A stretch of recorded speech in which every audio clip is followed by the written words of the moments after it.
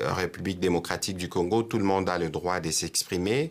Mais au regard de la situation actuelle du drame que connaissent nos populations dans l'Est spécifiquement, c'est pas dans des postures politiciennes qu'un ancien chef d'État devrait sortir.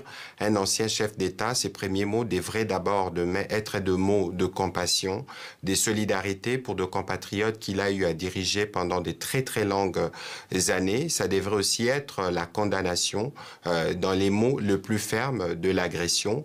Sa sortie, lui qui est coutumier du silence, ressemble à ce que tous les Congolais ont dit, ont pensé, qui vient légitimer une guerre d'agression qui est pourtant démontrée par les rapports des Nations Unies et par tous les rapports des pays occidentaux, sans compter les rapports de nos propres services.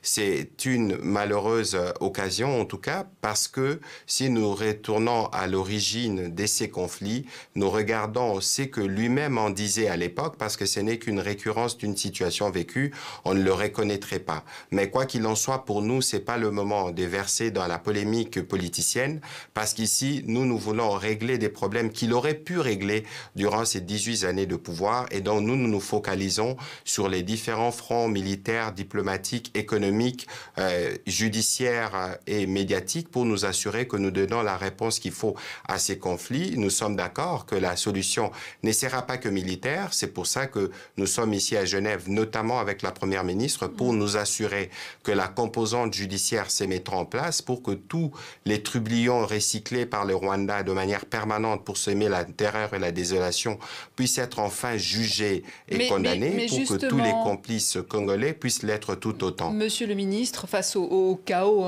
qui règne dans l'Est de la RDC, où la gestion des déplacés internes qui devient de plus en plus difficile, plus de 7000 morts depuis janvier, environ 700 000 déplacés depuis 2023, toujours pas de négociation avec le M23, le dialogue est toujours la ligne rouge à ne pas franchir.